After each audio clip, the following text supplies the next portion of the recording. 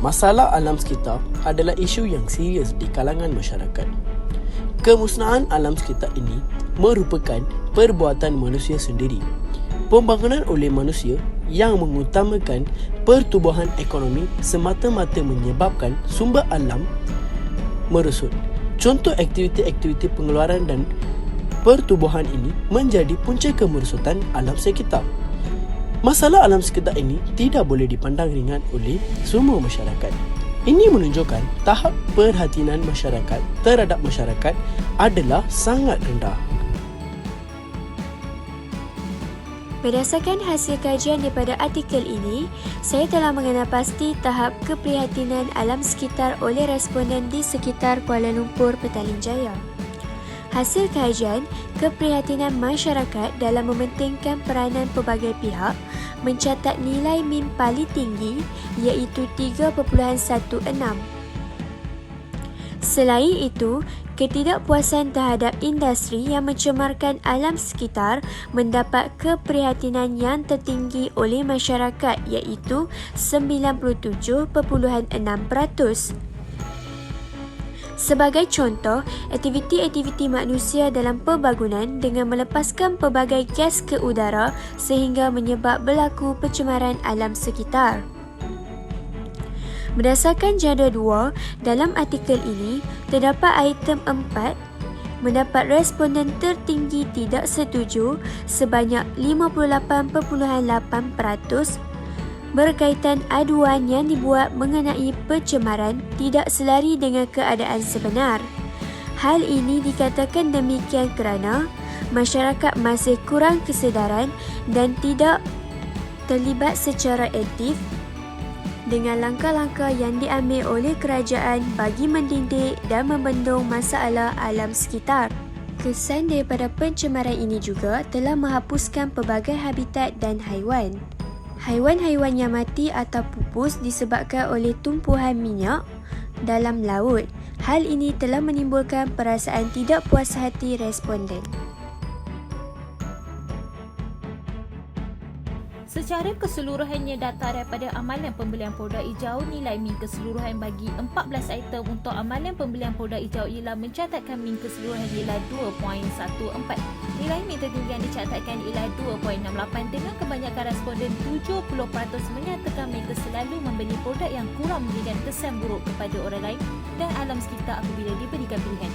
Manakala min terendah ialah 1.95 bersamaan 27.5%, responden menyatakan mereka tidak pernah membeli kertas tandas yang diperbuat daripada kertas kita semula. Secara keseluruhannya, data amalan penggunaan produk hijau nilai min tertinggi dalam kajian ini adalah mencatat 1.98 bersamaan 23.8%. Responden menyatakan mereka tidak pernah mengitar semula bahan buangan isi rumah. Hal ini kerana mungkin disebabkan tiada pusat kitar semula yang disediakan di sekitar kawasan tempat tinggal dan amalan ini memerlukan usaha dan tenaga yang banyak.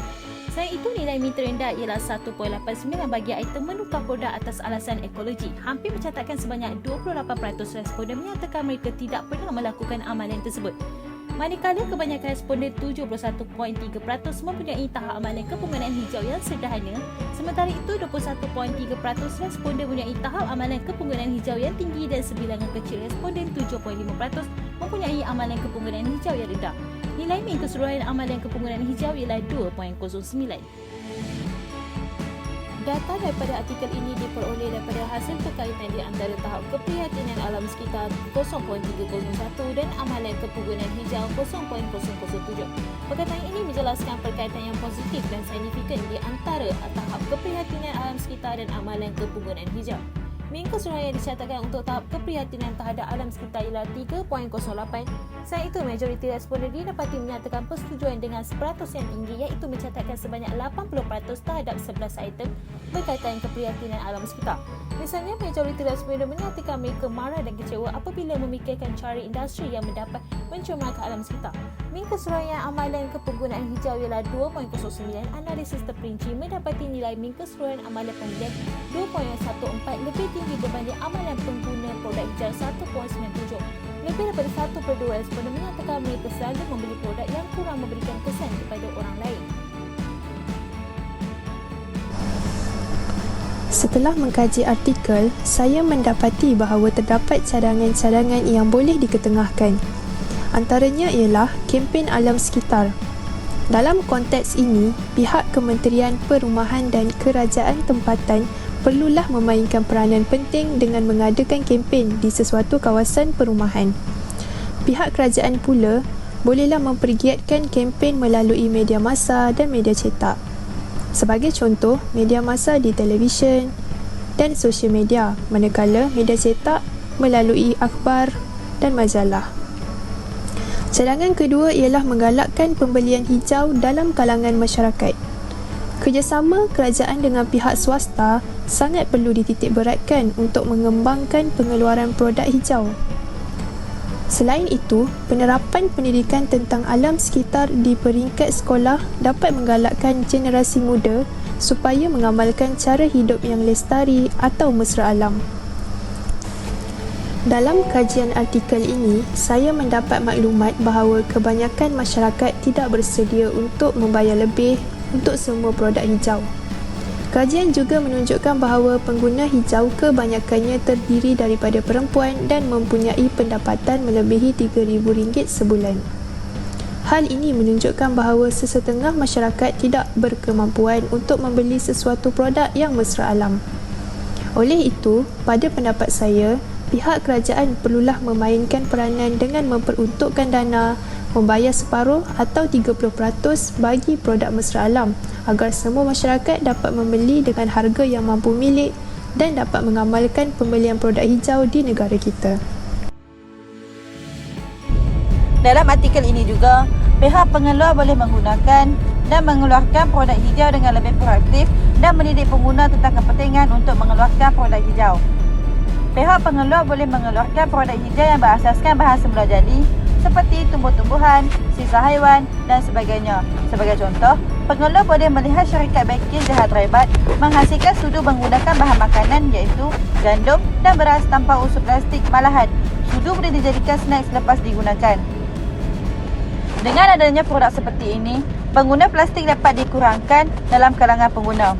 Pengeluar juga boleh mendidik pengguna berdasarkan garis panduan yang telah diberi, iaitu mendidik pengguna dari segi memilih dan menggunakan servis yang memberi impak negatif kepada alam sekitar dan memberi pendedahan berdasarkan media yang sedia ada dengan sarankan pengguna menggunakan produk organik dengan mengitas semula produk yang dibeli daripada pengeluar tersebut. Selain itu, peniaga perlu mengurangkan harga produk hijau kepada pengguna dari kelas bawahan maupun pertengahan mampu membeli produk hijau supaya produk hijau boleh digunakan oleh semua masyarakat. Hal ini dikatakan demikian kerana peniaga perlu mengikut garis panduan harga yang ditetapkan oleh pihak kerajaan berikutan untuk mengurangkan penganiayaan.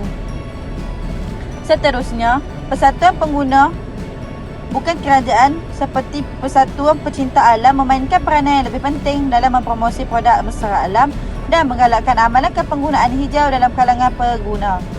Persatuan-persatuan ini boleh mengadakan ceramah, program dan sebagainya sebagai langkah pendekatan dengan penggolongan pengguna. Berdasarkan program yang dilakukan, pengguna akan lebih mengetahui apa yang boleh dibeli, diguna dan sebaliknya. Oleh itu, pada pendapat saya, semua pihak haruslah memainkan peranan dengan menyokong program penggunaan produk hijau supaya masyarakat dapat mengetahui tiap-tiap satu barangan dan lebih peka dengan apa yang digunakan oleh mereka dalam kehidupan seharian sekaligus dapat menyelamatkan alam sekitar. Tanya, tahap keprihatinan terhadap alam sekitar dalam kalangan masyarakat perlulah dipupuk.